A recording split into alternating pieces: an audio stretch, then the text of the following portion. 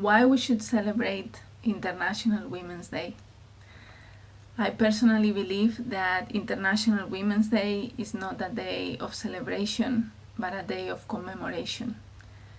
It's a day where we should commemorate women's struggle for equal rights, as well as all the past and continuous fights and efforts of many people, women and allies. Fortunately, till this day, not a single country in the world can claim to have achieved gender equality. There are still multiple obstacles and changes that need to happen both in law and culture. Women and girls continue to be undervalued. They work more and earn less. They have fewer choices, and they experience multiple forms of violence, both at home and in public places. That's why I believe that today is a day of reflection and a day to say thank you, particularly to everyone who in one way or another one, doesn't matter how, have joined the fight for equal rights. How you have addressed any challenges that you encountered during your career? This is also a very difficult question because challenges can be of very different nature. Yeah. So one of the things I do is work hard and always be prepared, because being prepared will always give you the upper hand in any room. In every discussion you will have the right arguments, you will have the right information. So working hard and being prepared is a very good strategy. The second thing that I would say is find allies, because sometimes you can't fight by yourself, you can't change things by yourself, and you need to find people who are willing to support you and to give you a hand and to fight with you if needed.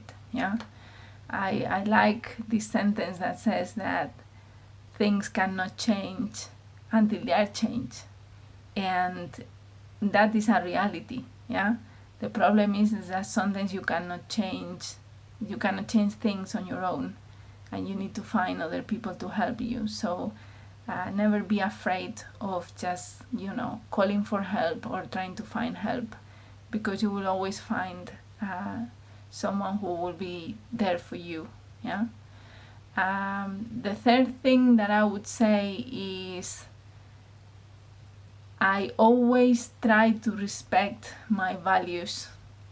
So when I need to take a difficult decision, I don't compromise on certain things because they are important for me. And in this sense, every time I take a decision, even though it's a difficult one, it sort of feel okay, because it doesn't go against my own personal values. So I would say, as an advice, try to see which those values are for you, and try to make decisions that go in sync with what you believe. And the fourth and last thing I would say that I normally do, and this took me a long time to be able to assume this, is to be kind to myself. Because sometimes we try to confront challenges and we burn ourselves in the way for one reason or another one.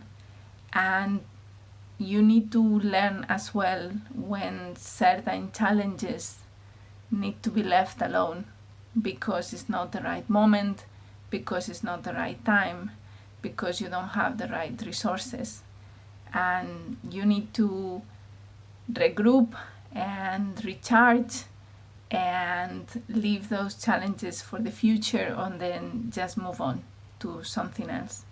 But always be kind to yourself. What role or impact would you like to play in relation to women's rights today? for that question, I have to say that I am extremely proud of have joined the Athena Swan movement at the Open University.